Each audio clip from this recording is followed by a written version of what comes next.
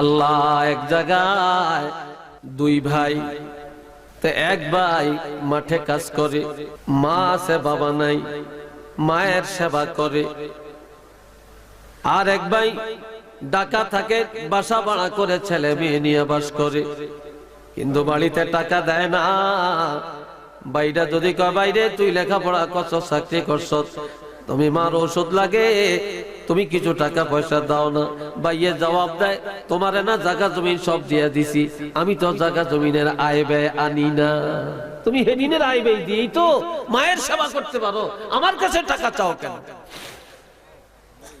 তখন ভাইয়েরে বলছে ভাই তুমি কোন দিন বাড়ি আসবে, একটু বাড়িতে আসো, দরকার আছে। ভাইয়ে বাড়িতে আসছে, আসার পরে এই যে সংসার করি না ভাইটা মেম্বার সাহেবের কাছে যায়, যায় বলে মেম্বার সাহেব আমাদের বাড়িতে একটু আসেন, আমরা দুই ভাই আমাদের জায়গা জমিন গুলো ভাগ বন্টন করিয়ে দেন।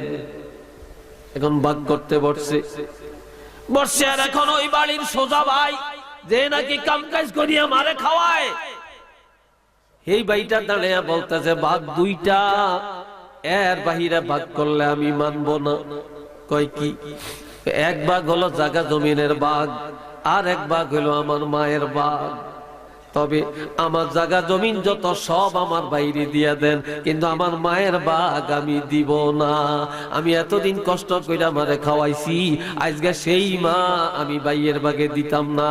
আমি আমার মারে নিয়ে থাকবো, পরের সংসারে কাজ করব, যখন যা পারি নুন পানি খাবো, মা বাবা মারে খাওয়াবো, তবে আমার জায়গা জমিন লাগবে না, আমার বাইরে দিয়ে দেন।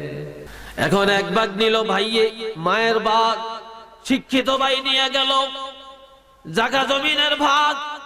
ওই শিক্ষিত ভাই জায়গা জমিনের ভাগ নিয়া এত বেজ্জতি হলেন, জায়গা জমিন হারাইলেন, শেষ পর্যন্ত পথের ভিখারি হয়ে গেলেন।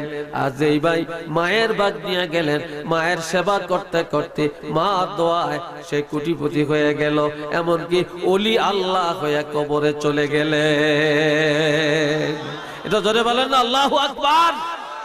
এই জন্য হাতে পায়ে ধরে বলে যায়, মা বাপ বড় নেয়ামত।